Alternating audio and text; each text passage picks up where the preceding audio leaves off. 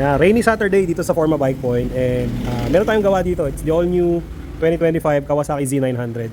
So kinabitan natin siya ng mga GRX products, no? Ano? Axle sliders, frame sliders. So ito reversible nga pala to. Depende sa preference mo. So ito dito namin pinlace kasi nakapuwig na siya na carbon fiber. So mas maganda dito placement niyan.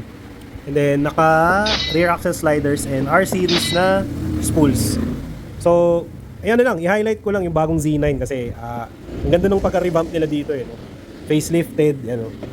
Tapos yung tail section niya iba na rin.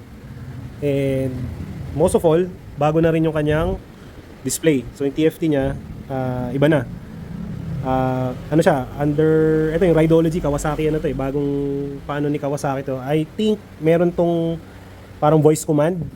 And as far as I know, parang may 1 year free subscription kaya ata.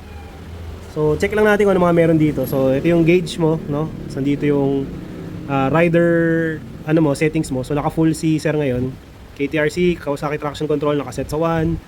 Then you have your Odo, trip A, trip B.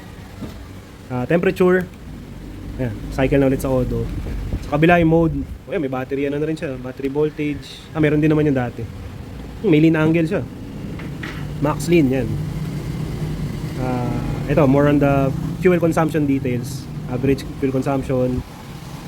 Range, para sa mga may range anxiety. Average speed.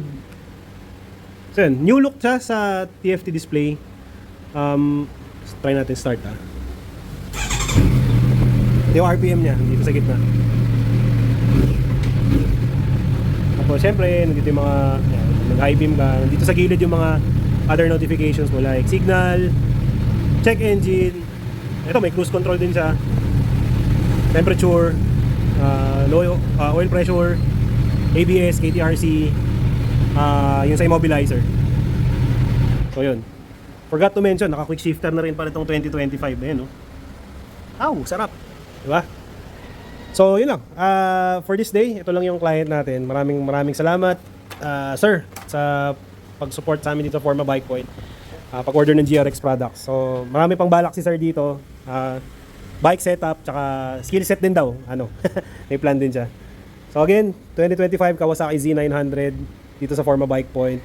Napakaganda. Ano naman yun, no? Galit na galit. So yun, kita-kita tayo dito as usual, Mandaluyong City, Forma Bike Point. Alright.